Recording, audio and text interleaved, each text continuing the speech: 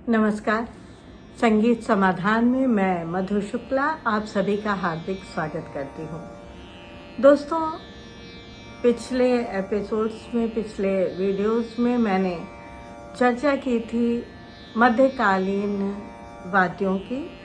तो आज हम उसी काल में, जो कि जातक ग्रंथों का एक चहेता वाद्य रहा और अधिकांशतः जातक ग्रंथों में जिसकी चर्चा प्राप्त होती है, ऐसा वाद्य सप्ततंत्री वीणा था।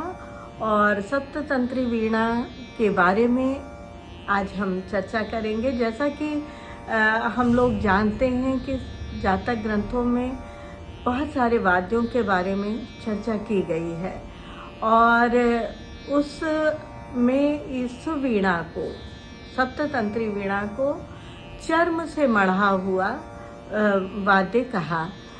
जबकि हम देखें तो तबला, पखावज जैसे जो वाद्य होते हैं उसको चर्म से मढ़ा हुआ मानते हैं, किंतु यहाँ पर तंत्र वाद्य के रूप में भी इस वाद्य की चर्चा है, जो कि चर्म से मढ़ा हुआ माना गया। अब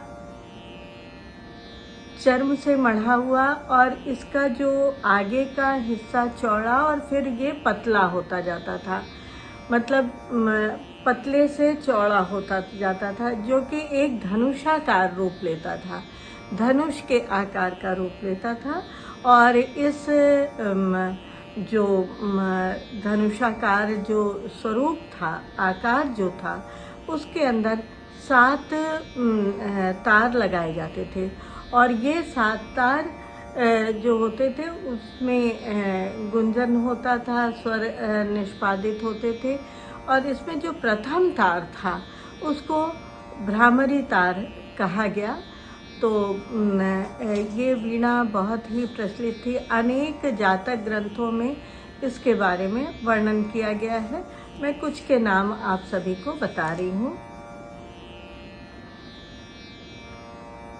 पाली जातक में सप्ततंत्री वीणा का उल्लेख किया गया है। वीणा तो जातक में भी एक कुंडे की तुलना तार टूटे हुए वीणा दंड के साथ कहकर की गई है। तो इसकी वादन शैली के बारे में गुत्तिल जातक में विधिवत चर्चा की गई है। तो ये कई सारे जो जातक ग्रंथ हैं उसमें उस वीणा की चर्चा प्राप्त होती है। अब जो दूसरी वीणा की चर्चा आती है उसे 7 तारों वाली परिवादिनी वीणा कहा गया। बौद्ध तथा जैन साहित्य में इस वीणा की प्रचुर मात्रा में चर्चा प्राप्त होती है। जैन साहित्य में इसे परवायणी भी कहा गया है और कालिदास के ग्रंथों में भी जगह जगह पर परिवादिनी वीणा का उल्लेख पाया जाता है। किंतु नाट्यशास्त्र और संगीत रत्नाकर में इस वीणा की चर्चा नहीं प्राप्त होती है।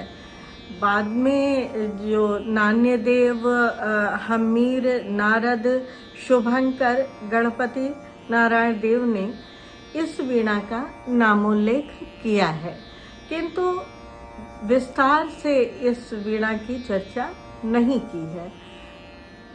मगर जैन साहित्य, बौद्ध साहित्य, जातक साहित्य में इन दोनों वीणाओं की प्रचुर मात्रा में चर्चा प्राप्त होती है। और देखा जाए तो अतः माना जा सकता है कि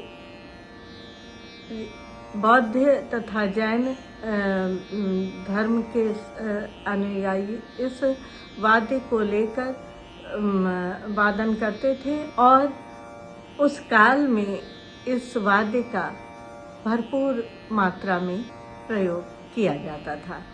तो आज के लिए बस इतना ही।